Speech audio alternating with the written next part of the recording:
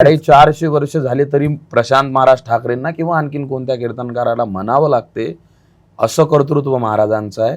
किसी के पेट से सांप पैदा हुआ तो किसी के पेट से पाप पैदा हुआ, लेकिन जिजाऊ ऐसी माँ थी यारो जिनके पेट से बापों का बाप पैदा हुआ. नाव घेतलं तर आपल्या अंगावर शहारा उभा राहतो.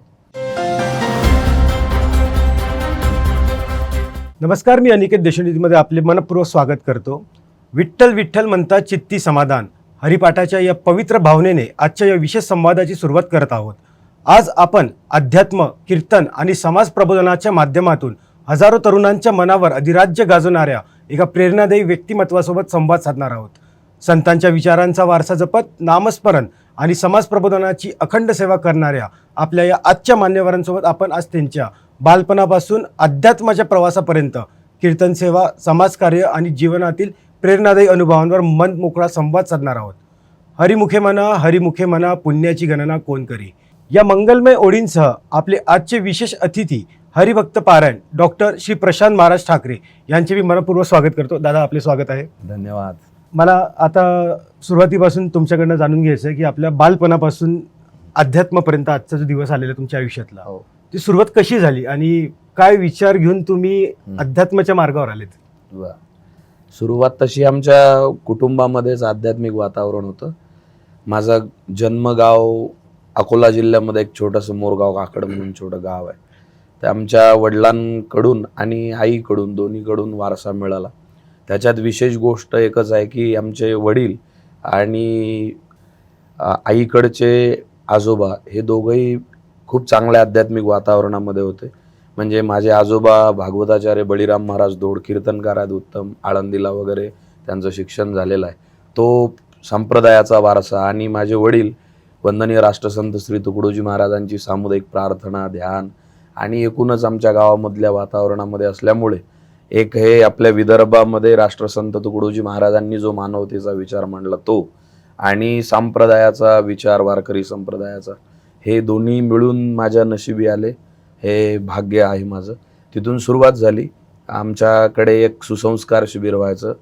ऋषी संत घुसरकर महाराज, आचार्य विरोळकर गुरुजी अनेक मान्यवर तिथे यायचे. ते लहानपणापासून कानावर पडायचं. म्हणजे पाळण्यामध्ये असतानापासून हम हो पुजारी तत्व के गुरुदेव के आदेश के या ओळींनी तो एक संस्कार झाला. नंतर शाळेमध्ये आवड लागली भाषण वगैरे देण्याची आणि मग बोलण्याची आवड लागली. त्याला हे जे धार्मिक अधिष्ठान आहे ते आमच्या आजोबांनी दिलं. आणि मग नंतर मी पुण्याला वगैरे शिकायला गेलो तर हे वाढत गेलं. आणि दुसरं आपण काही केल्यापेक्षा आध्यात्मिकतेतून आपल्याला आणि आपल्या सहित इतरांना समाधान मिळते म्हणून या मार्गावर मार्गस्थ झालो आणि आज आता हा प्रवास सुरू आहे. म्हणजे आता बालपणी जेव्हा मुलांचं खेळण्याचं वय असते त्या वयात तुम्ही अध्यात्माचा मार्ग निवडला. बिलकुल. तर याच्यामध्ये तुमचा वारसा एक खूप मोठा, वारशाचाच त्याच्यामध्ये खूप मोठा भाग आहे. तर या गोष्टीचा तुमचा अभ्यास वर किंवा शाळेचे जे दैनंदिन कार्यक्रम असायचे त्याच्यावर असर पडलेला आहे? कधी म्हणजे चांगला पॉझिटिव्ह इफेक्ट त्याच्यावर झाला, परिणाम झाला चांगला, सकारात्मक. कारण आम्ही ध्यान प्रार्थना करायचो किंवा हरिपाठात जायचो तर संतांचे उपदेश, त्याचे विशेषता ही आहे की ते तुमच्या बुद्धीलाच तल्लक करत नाहीत किंवा शरीरालाच निरोगी मजबूत बनवत नाहीत. सर्वात महत्त्वाची जी पॉवर आहे, मॉरल पॉवर, ते वाढवण्याचं काम ते करतात. तर इकडे जाताना वेळ जात होता पण शाळेमध्ये गेल्यावर तो वेळ अभ्यासातून भरून निघायचा आणि उलट आपण इकडे जातो म्हणून आपली शाळा व्यवस्थित होते असं वाटायचं. त्याच्यामुळे आजही माझी तीच भावना आहे की याच्यामध्ये अग्रेसर होण्यासाठी अध्यात्म अजून गरजेचं आहे. तरुण पिढी आज जी आपण बघतो ती पूर्णतः अध्यात्म हा मार्ग सोडून जी जेनझी जनरेशन आपण म्हणतो, जेनेक्स जनरेशन म्हणतो, हे चुकीच्याच मार्गावर चाललेले आहेत. बरोबर. तर याच्या मागे नेमकं कारण काय असू शकते की त्यांची ज्यांना ज्या प्रकारे मोठं करण्यात आलं ते चुकीचं आहे की त्यांचे विचार चुकीचे आहेत या पिढीचे? याच्यामध्ये दोन्ही गोष्टी आहेत. विचार पूर्णतः चुकीचे आहेत असं आपण म्हणू नाही शकत. संत असं म्हणतात की लेकराशी दोष देऊनी काय दोषी आहेत त्याचे मायबाप, किंवा यद्यता आचरती श्रेष्ठ तत्त देवे तरो जना सयत प्रमाण कुर्ते लोक असतो तदुनु वर्तते. याच्यावरच इंटरप्रिटेशन ज्ञानोबारायांनी केली ज्ञानेश्वरीत. एथ वडील जे जे करती तया नाम धर्म ठेविती. ते जे चित्र पाहत आहेत त्या चित्रामध्ये किंवा त्यांच्या ज्यांच्याकडे पाहून ते अनुकरण करतात, जीवन जगतात, त्यांच्यामध्ये त्यांना नैतिक मूल्यांची वानवा कुठंतरी दिसते आणि त्यांचा स्वतःचा दोष दुसरा त्याला सहाय्यभूत आहे वाईट होण्याला. तो दुसरा असा की जीवन जगणं हे बेलगामपणेच असावं अशी धारणा मूळ त्यांची झालेली आहे आणि ती चुकीची आहे. म्हणजे आपण मुलं पाहतो मोठ्या मोठ्या शहरांमध्ये टी शर्ट घालायचं आणि त्याच्यावर लिहायचं माय पप्पा इज माय एटीएम. बरोबर. माझे वडील कोण आहेत तर एटीएम आहे, मशीन मध्ये कार्ड टाकायचं आणि पैसे बाहेर काढायचे. वडील हा पैसे देण्याची मशीन नसतो, तो संस्कार देण्याचं आणि संस्काराचं विद्यापीठ असणारा चालता बोलता वटवृक्ष असतो. बरोबर. ही धारणा असणारी आपली भारतीय संस्कृती आणि पैशासाठी वडिलांना पुरवणारा एक मशीन सारखं पाहण्याची दृष्टिकोन हे दोन्हीकडून चुकलेलं आहे. आणि याच्यावर उपाय पण संतांनी सांगितलेला आहे. ज्ञानेश्वर महाराज, तुकाराम महाराज आणि तुकडोजी बाबा, गाडगे बाबांपर्यंत. तुकडोजी महाराज असं म्हणाले की आपुल्या कष्टावरीच जगावे, कुणाचे उपकार अंगीन घ्यावे, कमीत कमी खर्चाने राहावे साध्या घरी. याच्या बरोबर विरोधाभास आपल्याला दिसतो. हा पॅराडॉक्समुळे तरुण पिढी दुःखी झालेली आहे किंवा त्यांच्या जीवनात हे सगळे गुंतागुंतीचे प्रश्न निर्माण झालेले आहेत. आता जे आपलं वारकरी संप्रदाय आपण जे म्हणतो, आपण जसे वारीमध्ये बघायला भेटतात आपल्याला, तुळशी वृंदावन डोक्यावर घेऊन जाणाऱ्या आजी जी आज लुगडं घालून जातात, म्हातारे आजोबा दिसतात जे धोतर आणि कुर्ता पैजामा घालतात.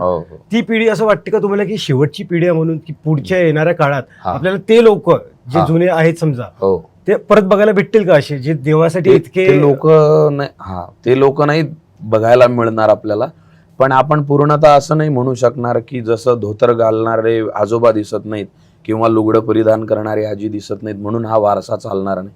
तर नवीन मुलं सुद्धा, म्हणजे आपण नुसतं वेश ते जीन्स पॅन्ट घालतात किंवा लिवायचं टी शर्ट घालतात किंवा पेपेचा जीन्स घालतात म्हणून त्यांना संस्कार नाहीत, नीतिमूल्य नाहीत असं म्हणणं पण एक वरवरच्या थरातलं ठरेल. बरोबर. तर ते फक्त एवढी गोष्ट आहे की नवीन येणाऱ्या पिढीने हे जे धोतर घालणारे आजोबा आहेत किंवा लुगडं घालणारी आजी आहे हे अळगडीत पडलेलं साहित्य नाही आहे, सामान नाही आहे.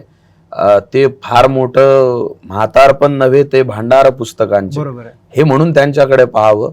म्हणजे हा जो शेकडो पिढ्यांचा वारसा आहे विवेकाचा, भक्तीचा आणि श्रद्धेचा, तो आपल्यामध्ये पण येईल.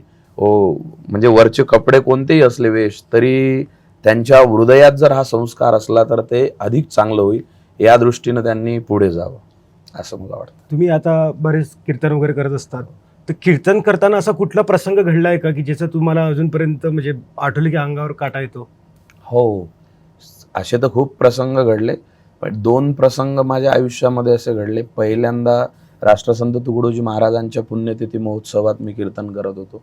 तेव्हा मी सगळे लोक, खूप गर्दी असते, म्हणजे 4-5 लाख लोक असतात श्रद्धांजलीला, त्यानंतर कीर्तन असतं. पण एवढ्या मोठ्या गर्दीमध्ये त्या हजारो लोकांमध्ये कोणीच मला दिसत नव्हतं. मीच फक्त एकटा आहो आणि पूर्ण सायलेन्स झाला होता. तर त्याला आध्यात्मिक परिभाषेत खूप मोठ्या संज्ञा वगैरे आहेत. पण तेव्हा मला महाराज आठवले फक्त आणि मी स्तब्ध झालो. दुसरं एक इकडे ताडोबा जंगल आहे, त्याच्या बाजूला एक छोटं गाव आहे, तिथे उत्सव होतो. त्या गोंदवडा गुंफा यात्रा महोत्सवामध्ये मी गेलो. ते खूप वेल एज्युकेटेड टीचर होत्या, प्राध्यापक होत्या. त्यांनी कीर्तन झाल्यानंतर खूप सगळे लोक थांबतात, दर्शन वगैरे घेतात, श्रद्धा असते त्यांची, भेटतात. तर त्या थांबल्या, पण त्या खूप जोरजोरात रडायला लागल्या आणि त्या सांगत होत्या की मी आयुष्यात पहिल्यांदा कोणतं कीर्तन ऐकून मला एवढं रडायला आलं आणि एकही जोक न करता तुम्ही लोकांना एवढ्या वेळ बसवून ठेवलं. तर मी म्हटलं हे सगळे संतांचे विचार आहेत. हे 2 प्रसंग खूप मला अजूनही आठवतात, तर खूप ऊर्जा देतात आणि खूप चांगलं वाटते मला. आता कीर्तनामध्ये आपण बघतो की हजारोच्या लाखोंच्या संख्येने समोर भाविक बसलेले असतात. ते कीर्तन ऐकून तेवढ्याच पुरतं त्याची अंमलबजावणी करतात की ते पुढे पण घेऊन जातात, असं तुम्हाला कधी वाटलंय का? पुढे पण घेऊन जातात की 2 तास 3 तास बसून कीर्तन ऐकले, कथा ऐकली, पण त्याचं खरोखर आयुष्यात कीर्तनानंतर ते अंमलबजावणी करतात का?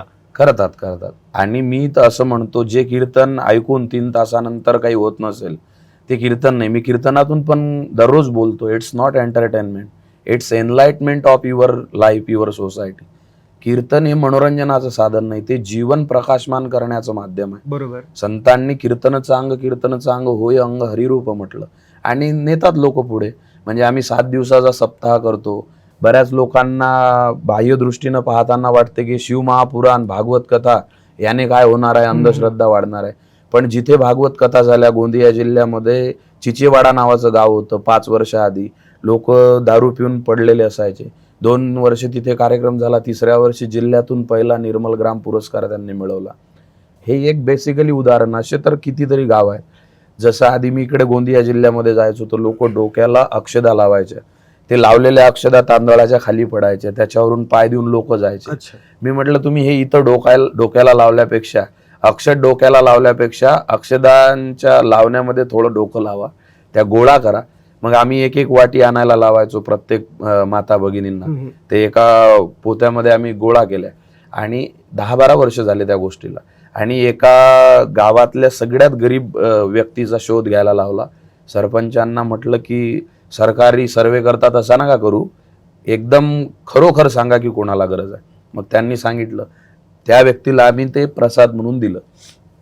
जेव्हा त्यांना ते आम्ही दिलं तर तेव्हा त्या व्यक्तीच्या डोळ्यामध्ये अश्रू होते की महाराज, आजपर्यंत मी फक्त शेवटच्या दिवशी प्रसाद घ्यायला यायचो, पण आज तुम्ही मला या भागवताचा महिनाभर पुरेल एवढा मोठा भगवंताचा प्रसाद दिलेला आहे. तर ह्या ज्या गोष्टी आहेत ह्या परिवर्तनाच्या गोष्टी आहेत. काही तरुण निर्व्यसनी होतात. आता परवा धुळेला शिरपूरमध्ये आमचा कार्यक्रम झाला. कितीतरी लोकांनी माळा घातल्या. त्याच्यामध्ये काही कमी अधिक होतो, पण बदल हा निश्चित होतो आणि तो होण्यासाठीच कीर्तन आहे.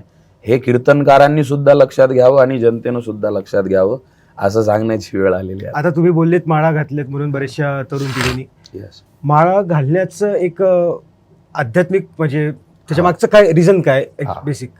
त्याला अनेक कारण आहेत. जसं आपण बेसिक जर बघितलं तर माळीमध्ये 108 मणी असतात. बरोबर. का असतात अनेकांना आपण विचारलं, माहिती नसतं.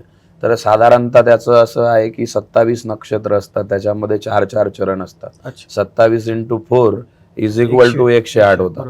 म्हणजे वर्षभरातील पूर्ण नक्षत्रामधले प्रत्येक दिवसामध्ये आणि प्रत्येक क्षणाला भगवंताची आठवण व्हावी म्हणून हा दागिना तुम्ही परिधान केलेला आहे. आणि मेल्यानंतर सगळे दागिने काढून घेतल्या जातात. 25 लाखाची चेन घाला तुम्ही, ते काढून घेतले जाते. निघाली नाही तर लोक त्याला रक्तबंबाळ करतात, मेल्यावर तरी काढून घेतात. पण ही 25 रुपयाची माळ घाला तुम्ही. जगामध्ये ती माळ काढून घेण्याची ताकद कोणामध्येच नाही. उलट ते तुम्हाला निघून गेल्यानंतर सुद्धा सुखाचं लायसन आहे ते तुमच्यासाठी.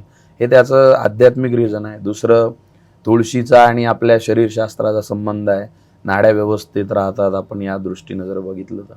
तिसरं, तुळशीला आपल्या आध्यात्मिक याच्यामध्ये पुराणामध्ये खूप महत्त्व आहे. ते परिधान केल्या जाते. रुद्राक्षाची माळा भगवान शिवजींच्या नेत्रातून वाहणाऱ्या अश्रूने तयार झाली. तर त्याच्यामध्ये काही सायंटिफिक आणि आध्यात्मिक कारण आहेत, त्याने ते परिधान केल्या जाते. आणि काय आहे, माणसाला आलंबन पाहिजे जीवन जगताना. कशाचं तरी आलंबन त्याला असेल तर त्या याने, जसं दोरी अशी टाकून दिली तर ते राहणार नाही, पण तिला जर काही आधार असला तर तिला सुद्धा व्यवस्थित आकार भेटतो. बरोबर. तसं जीवन जगण्यासाठी जर माळ ज्याच्या गळ्यात असेल त्याला धार्मिकतेमध्ये, आध्यात्मिकतेमध्ये एक चांगलं त्या अग्रेसर होतो तो. हा आहे. तुकडोजी महाराजांनी एवढं सुंदर लिहिलं. तुकडोजी महाराज म्हणाले, इस कारण पहनी है माला, जल जाए इस दिल का काला, गले तुलसी की माल है, भूल न जाओ इन बातों को, ना करू काम जहाल है. गळ्यात तुळशीची माळ घातली तर ते त्याचं लायसन आहे की मी कोणाचा आत्मा दुखवणार नाही आणि माझ्या हृदयात कोणाच्याही बद्दल काळं ठेवणार नाही, याचं ते प्रतीक आहे. तुम्ही अंधश्रद्धा वाटते लोकांना हे पण आता बोलले. हो. तर आता महाराष्ट्रामध्ये काही दिवस झाले तुम्ही बघता की अंधश्रद्धा निर्मूलन समिती खूप जास्त प्रमाणात ऍक्टिव्ह झालेली आहे. बरोबर. तर याच्याबद्दल आपले मत काय? कारण ती त्यांचं प्रत्येकांच्या मागे लागलेली आहे असं बघायला मिळतं हो आपल्याला. हो हो. त्यांचं जे कार्य आहे अंधश्रद्धा निर्मूलन समितीचं महत्वाचं कार्य आहे. पण अंधश्रद्धा निर्मूलन करण्याचं काम तिथे आहे जिथे अंधश्रद्धा निर्माण होते. बहुतेक वेळा असं होते की श्रद्धेला सुद्धा तुम्ही अंधश्रद्धेच्या सोबत लगडायला लागता आणि मग त्यावेळेला मध्ये जे पुसटशी रेषा आहे ते विसरून जातं. हे दोन्हीकडे पण होते. म्हणजे कीर्तनकार लोक, प्रवचनकार लोक, प्रबोधनकार लोक, व्याख्याते लोक, कथाकार, सगळे लोक श्रद्धा जोपर्यंत जनतेला सांगतात तोपर्यंत जनता व्यवस्थित चालते. ते श्रद्धा सांगायला गेले की यांचा स्टँड चुकला. तसंच अंधश्रद्धा निर्मूलन समितीचं कार्य करणारे लोक अंधश्रद्धेच्या विरोधात लढतात तोपर्यंत त्यांचं कार्य व्यवस्थित आहे. पण तुम्ही मंदिरात जाण्याला जर अंधश्रद्धा म्हणत असाल तर ते चुकीचं आहे ना. तुम्ही मस्जिदीमध्ये जाणाऱ्याला जर किंवा जाणाऱ्याला जर तुम्ही दोषी ठरवत असाल तर ते चुकीचं आहे. म्हणून कार्य महत्त्वाचं आहे ते. आणि संतांनी अंधश्रद्धा निर्मूलन समिती नव्हे, संपूर्ण जगातील अंधश्रद्धा निर्मूलन एका एका ओवीमध्ये होईल एवढं व्यापक संतांनीच सांगून ठेवलेलं आहे. आम्ही ज्यांच्याबद्दल कीर्तन करतो ते सगळे संत सांगतात. म्हणजे माऊली ज्ञानोबाराय ज्ञानेश्वरीमध्ये अंधश्रद्धा निर्मूलन करण्यासाठी ओव्या लिहितात. जरी साखरेच्या याने जर आपला रोग जात असेल तर निंब सेवन का करावं, निंब सेवन केल्याने काही होत नाही हे सांगतात. इकडे तुकाराम महाराज जे तुम्हाला फक्त मंत्र देतात आणि त्या मंत्राने सगळं काही होते असं म्हणतात, ते चुकीचं आहे. त्यांनी मंत्र घेतला पण त्याच्याशी विवेकाचं अधिष्ठान आहे हे त्यांनी सांगितलं. तुकडोजी महाराजांपर्यंत आपण आलो तर होते कही जादूगर फूफा किया करते सदा, ठाना ठुना बतलाई के दुनिया किया करते फिदा, पर याद रखना भाइयों ये गुरु नहीं गुरुगुर है. हे गुरु नाहीत सगळे, हे गुरुगुर करणारे आहेत. कुछ कुत्ते भी तो ठीक है पर ये लबाडे सूर है. हे त्यावेळेस बोलणं किंवा कबीरांनी सांगणं की नुसता आवाज मोठा केल्याने काही होत नाही किंवा तुम्ही जे धागे दोरे गंडे सगळे बांधता याने काही होत नसतो. आज संभाजी महाराजांची जयंती आहे. संभाजी महाराज त्यांच्या पुस्तकामध्ये असं म्हणतात, जे प्रयत्नवादी असतात ते खरे मर्द असतात आणि जे प्रारब्धवादी असतात ते नामर्द असतात. किती मोठं स्टेटमेंट आहे. आयुष्याच्या लढाईमध्ये शेवटच्या क्षणापर्यंत त्यांना पाहून दुश्मनाच्या डोळ्याला अश्रूच्या धारा याव्या की मी काही करून सुद्धा या व्यक्तीला पराभूत करू शकत नाही. हे लोक आपल्या महाराष्ट्रामध्ये झाले आणि आपल्या धमन्यांमध्ये त्यांचं रक्त वाहत आहे. आणि आपण जर फक्त काही धागा बांधल्याने होत असेल असं म्हणत असू तर हा आपल्यावर तर डाग आहेच, पण या संतांच्या उज्ज्वल बलिदानावर काळीमा फासण्याचं काम आहे ते. त्याच्यामुळे अंधश्रद्धेच्या बाहेर यावं आणि संतांच्या वचनावर श्रद्धा ठेवावी हे सुद्धा तेवढं महत्त्वाचं. तुम्ही आता छत्रपती संभाजी महाराज बद्दल बोललेत. मला तुमच्या कीर्तनामध्ये तुम्ही बरेचदा एक वाक्य बोलता, ते एकदम क्लिक झाला मला, की कोणाच्या पोटी जन्माला यो साप, कोणाच्या पोटी जन्माला शिवाजी महाराजांबद्दल, किसी के पेट से सांप पैदा हुआ तो किसी के पेट से पाप पैदा हुआ. म्हणजे कीर्तनात मी तरी वैयक्तिक दररोज मुद्दे रिपीट सांगत नाही, पण मी म्हणतो 450 वर्ष झाले तरी प्रशांत महाराज ठाकरेंना किंवा आणखीन कोणत्या कीर्तनकाराला म्हणावं लागते असं कर्तृत्व महाराजांचं आहे. किसी के पेट से सांप पैदा हुआ तो किसी के पेट से पाप पैदा हुआ, लेकिन जिजाऊ ऐसी माँ थी यारो जिनके पेट से बापों का बाप पैदा हुआ. नाव घेतलं तर आपल्या अंगावर शहारा उभा राहतो. हे कर्तृत्व महाराजांचं आणि त्यांचा लीलया वारसा संभाजी महाराजांनी पेललेला आहे. वारसदार हा फक्त सातबाऱ्याच्या कागदावर नसतो. वारसदार तो असतो की जो अर्धवट स्वप्न राहिलेले पूर्ण करतो. रक्ताळलेले पाय जरी असतील तरी वडिलांच्या स्वप्नाच्या पूर्ततेशिवाय मी थांबणार नाही हा वारसा चालवतो ते संभाजी महाराज. कीर्तन जेव्हा कुठे आयोजित केलेलं असते तर मंचावर जायच्या दिवशी मनात कुठली भावना असते का की आज काय होईल, मी आज काय बोलणार, लोक कसं त्याला माझं बोलणं गृहीत धरतील? नाही, ही भावना आता सापेक्ष आहे. काही कार्यक्रमांमध्ये राहते, काही कार्यक्रमांमध्ये राहत नाही. पण एक गोष्ट सातत्यानं वाटत राहते ती ही की आपण जनतेला नवीन काहीतरी सांगावं. नवीन गोष्टी येतात. जसं आता AI आलं तर AIला धरून आपण काय सांगू शकतो की जे लोकांच्या जीवनामध्ये काहीतरी परिवर्तन करेल. नवीन मुलं येतील कीर्तनामध्ये असं वाटते. आणि दररोज 2-2 कीर्तनं जरी असले सकाळ संध्याकाळ किंवा दररोज जरी कीर्तन असलं तरी एक छोटीशी भीती असते की चांगलं झालं पाहिजे. आणि मला असं वाटते ती भीती जोपर्यंत आहे तोपर्यंत चांगलं होते. ज्या दिवशी आपण याबद्दल निर्भय राहू की देख लेंगे तर मग तो जो पाहणार आहे तो आपल्याला पाहणार नाही. तुम्ही आता जसे बोलले AI टेक्नॉलॉजी बद्दल, तर जे सोशल मीडिया सध्या प्रचंड प्रमाणात लोकांना ताब्यात करून ठेवलंय त्याने, तर याच्यामुळे लोक आपलं जो ध्येय असतो आध्यात्मिक मार्गावर जे असतात समजा नसतात ते आपलं विस्करतात का? हा, म्हणजे जे आपल्या मनाची जी स्थिती आहे मनाच्या स्थितीला व्हायबल करण्याचं कंटेंट सध्या जास्त प्रमाणात आहे. म्हणजे मला तुम्हाला सांगताना आनंद होतो की आम्हाला लोक सोशल मीडियाला फॉलो करतात, हे करतात. मी स्वतः स्मार्टफोन वापरत नाही, त्याला स्क्रोल करत नाही. त्याची अपडेट थोडीफार जे घ्यायची ते आमचे रोशनदादा आहेत त्यांच्याकडून घेतो, पाहतो. याचं कारण असं आहे की आता 30 सेकंडचे रील आले त्याला आपण स्क्रोल करतो. एक जनरल नॉलेजचं राहते, लगेच आध्यात्मिक राहते, लगेच व्हल्गर कंटेंट येतो, लगेच काय येते. तर याने जे मेंदूची स्थिरता व्हायला पाहिजे ते होत नाही. आणि म्हणून मध्यंतरी अशी एक महत्त्वाची चर्चा झाली होती की आता उपवास मोबाईलचा सुद्धा करण्याची वेळ आलेली आहे. आणि आम्ही संप्रदायाचे पाईक आहो, ज्ञानोबा तुकोबा तुकडोजी बाबांना मानणारे आहो. माझं असं म्हणणं आहे की 15 दिवसातून एक एकादशी असते. त्या एकादशीला आपण शरीराचा आणि मनाचा उपवास करतो.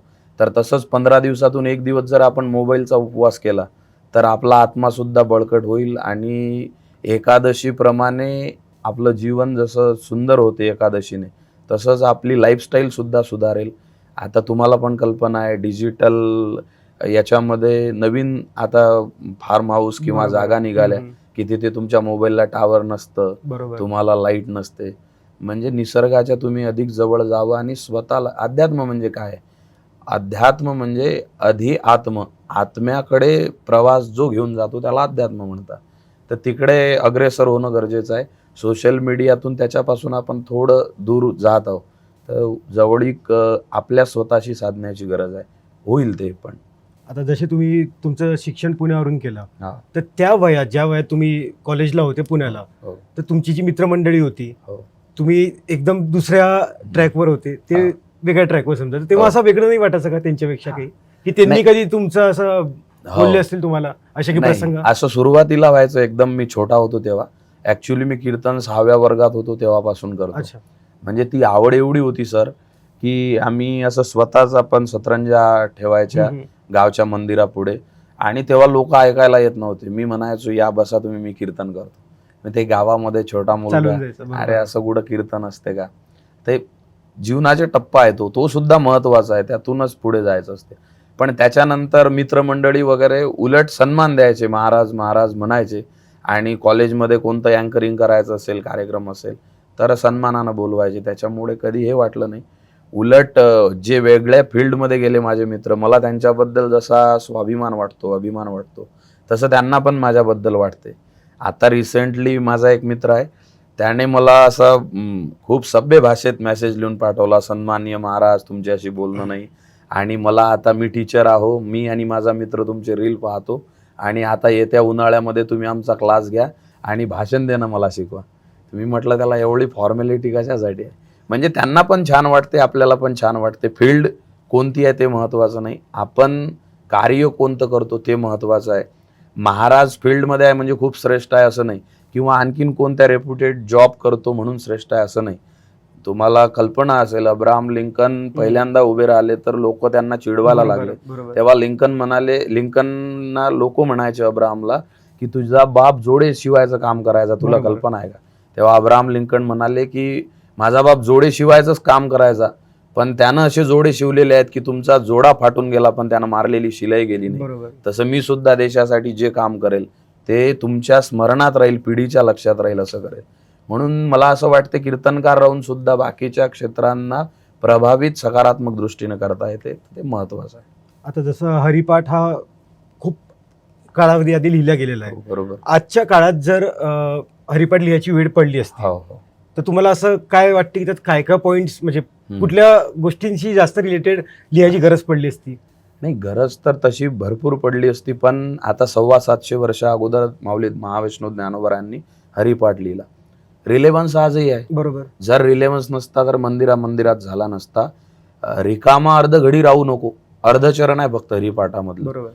Empty mind is devil workshop. आज इंग्लिश मधून सांगितलं की लोकांना वाटते खूप रिलेव्हन्स आहे. बरोबर. कंटेम्पररी इश्यू मध्ये 750 वर्ष अगोदर ज्ञानोबा म्हणतात रिकामा अर्ध घडी राहू नको.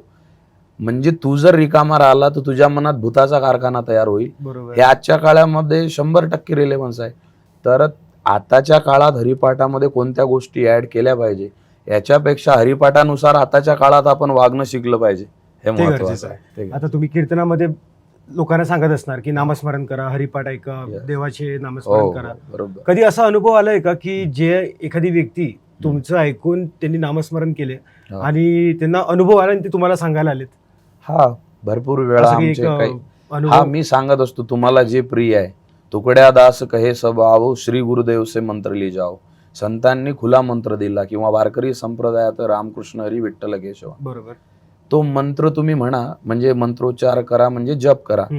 जप जर तुम्ही केला तर त्याच्यामध्ये फायदा होतो. आता रिसेंटली कॅन्सर इन्स्टिट्यूटने सांगितलं की हे सगळे आजार वगैरे याच्यामध्ये होते. आपल्या शरीरामध्ये मूलाधार, अनहद, स्वादिष्टान, सहस्त्रार वगैरे चक्र आहेत.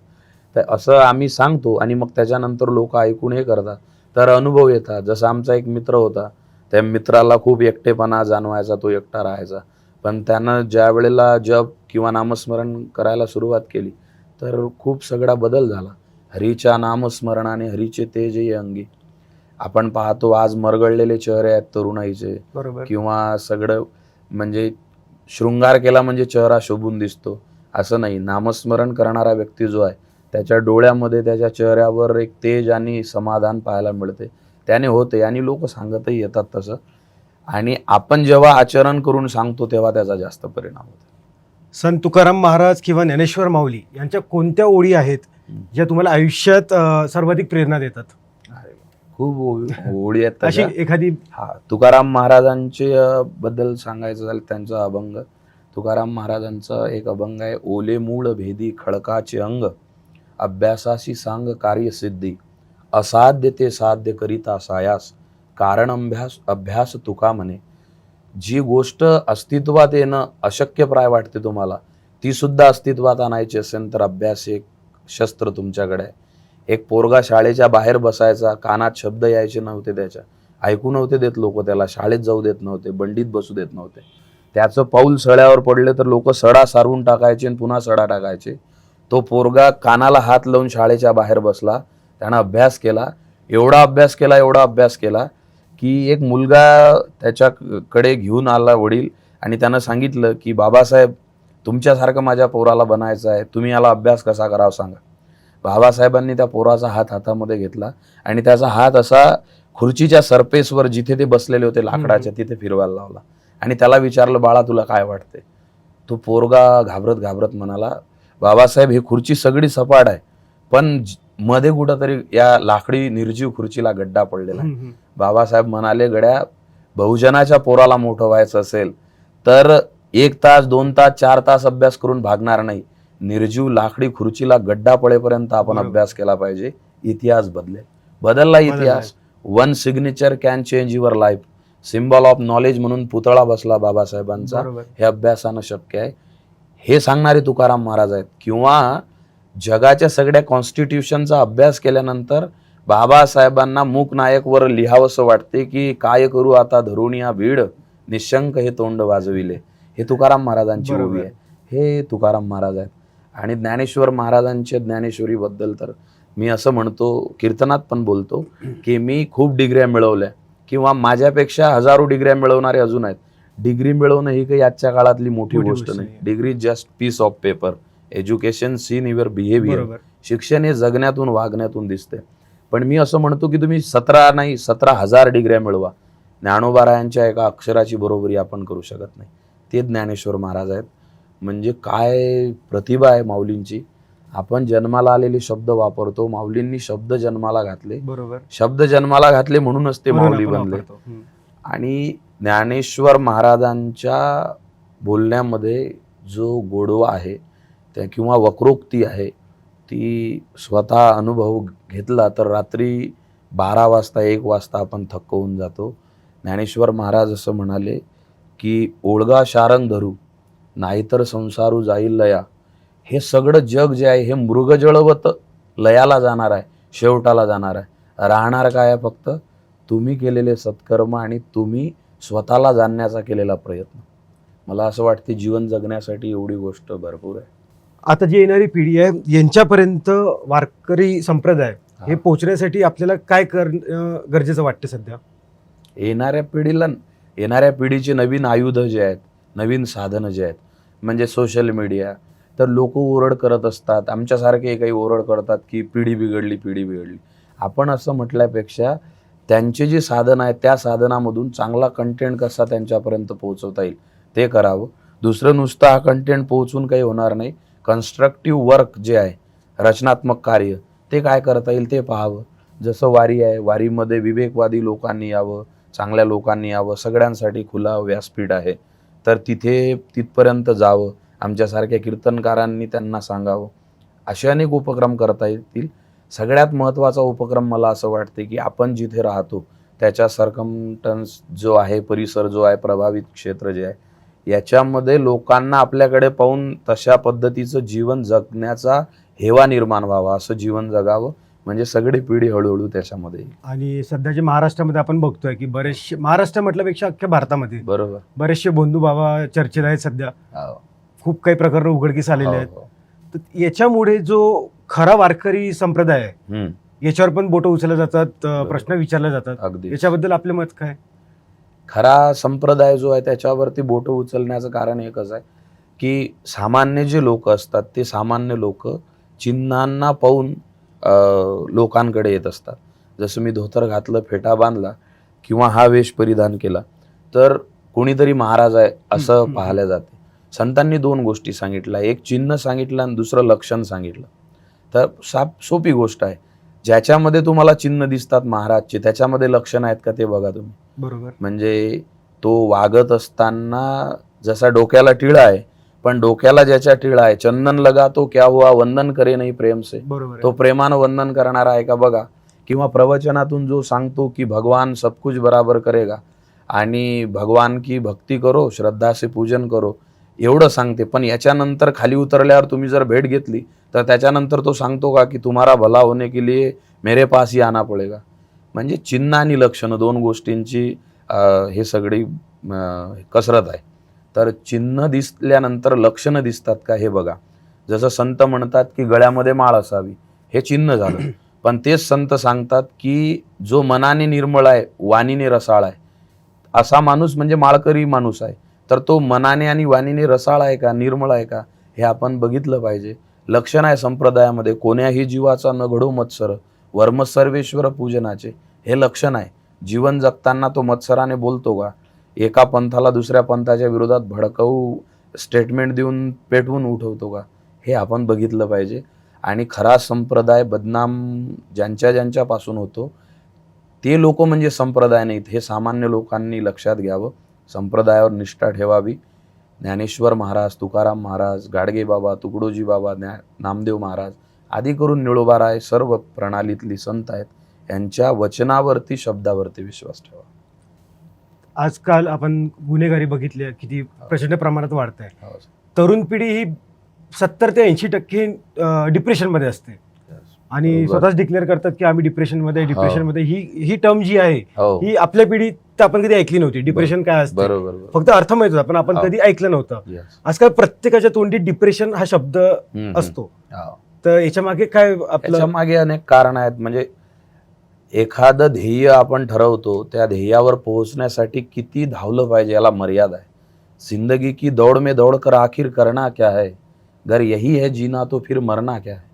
सकाळी उठल्यापासून रात्री झोपेपर्यंत भाकरीच्या शिकारीला निघालो आपण, पण ते भाकरच आपली शिकार करते आहे का नाही याचाही विचार करावा. दुसरी गोष्ट, डिप्रेशन म्हणजे काय. डिप्रेशन हा जसं तुम्ही म्हटलं आपल्यापर्यंत शब्द नव्हता. आधी काय व्हायचं, डिप्रेशन किंवा नैराश्य किंवा एकटेपणा त्याला जाणवला तर 4 लोकांसोबत तो बोलायचा. आता प्रत्येक हॉलमध्ये माणसं आपापला स्मार्टफोन काढतात, मान खाली घालतात. ताठ मानेनं जगणारे माणसं आता राहिले नाहीत, सगळे ते पाहतात. तर एकमेकांशी संवाद नाही आहे. तो संवाद नसल्यामुळे त्याला एकटेपणा वाटतो आणि एकटेपणा वाटल्यानंतर त्याच्या एकटेपणाला अजून खतपाणी घालणारं कंटेंट त्याला दिसते किंवा तो त्याच्यामध्ये हरवून जातो. त्याच्यातून बाहेर येण्यासाठी दोनच गोष्टी संतांनी किंवा सर्व म्हणजे मला असं वाटते त्या सर्व गोष्टींचा सार तो आहे. पहिली गोष्ट अशी आहे की व्यक्तीने सतत कोणतं तरी कार्यशील राहावं, त्या कामामध्ये गर्क राहावं, व्यस्त राहावं. आणि दुसरी गोष्ट, स्वतःला वेळ द्यावा. सगळ्यांना वेळ देणं सुरू आहे. स्वतःला वेळ द्यावा म्हणजे जिथे काहीच नाही तिथे किमान 10 मिनटं डोळे बंद करून शांतपणे बसावं. आणि आपल्या मोबाईलवरून सगळ्यांना कॉल लागतात, पण स्वतःचा मोबाईल नंबर डायल केला की ते व्यस्त सांगते. तर ते स्वतःला व्यस्त सांगणाऱ्या मोबाईलला बाजूला ठेवावं, स्वतःमध्ये व्यस्त व्हावं, मग जीवन मस्त होईल. शेवटी आपल्या प्रेक्षकांसाठी 2 ओळींचा आशीर्वाद. नाही, आशीर्वाद देण्या एवढा मी मोठा नाही. सगळे मी एक छोटा, आता आपली जे बोलणं झालं, संवाद झाला, एवढंच माझं सांगणं आहे फक्त की आपण सगळ्यांनी 3 गोष्टी केल्या पाहिजे. संतांच्या याच्यामधला आहे, मुख में राम हृदय में दया और तन सेवा मिली. पण हे मुखमे राम म्हणजे राम राम नाही, माझ्या लेखी. एखाद्याच्या घरी आपण जातो तर आपण असं म्हणतो की तुमच्या घरी मस्त राम वाटतो. राम वाटतो म्हणजे मनाला छान वाटते. तसं मुखमे राम म्हणजे वाणीनं असं बोला की ऐकणाऱ्या प्रत्येकाला छान वाटलं बरोबर. पाहिजे. एखाद्यानं भांडण केलं तर त्याच्या बदल्यात आपण पुन्हा शिव्या द्याव्या असं कोणत्या ग्रंथाचा प्रोटोकॉल थोडी आहे. मुखमे राम म्हणजे प्रेमानं बोला. हृदय में दया, हृदयामध्ये दया ठेवा. म्हणजे दया ठेवा म्हणजे नुसतं दुःखी दिसला एखादा भिकारी त्याला 10 रुपये देणं ही दया नाही. बरोबर.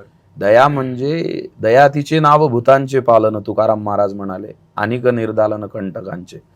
भूतांचे पालन म्हणजे आपल्या आसपास जे लोक आहेत त्यांच्याशी आपण व्यवस्थित वागणे. हृदय में दया और तन सेवा में लीन.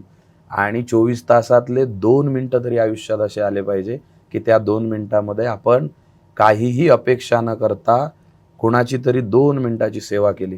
एवढं जर झालं तर राष्ट्रसंत तुकडोजी महाराजांच्या भाषेत निघू दे दिवस मंगल तो बघाया भारता तुझला, अवकळा लोपुनी सगळी मिळू सुख शांती सर्वाला. तर हे सर्वजण सुखी आणि आनंदित होतील. खूप खूप धन्यवाद तुम्ही आम्हाला आहे. वेळ दिल्याबद्दल. तुमचे खूप खूप धन्यवाद. आणि तुमचा आपला जो परिवार आहे देशोन्नती परिवार, देशोन्नती परिवार नुसता देशोन्नती परिवार नाही.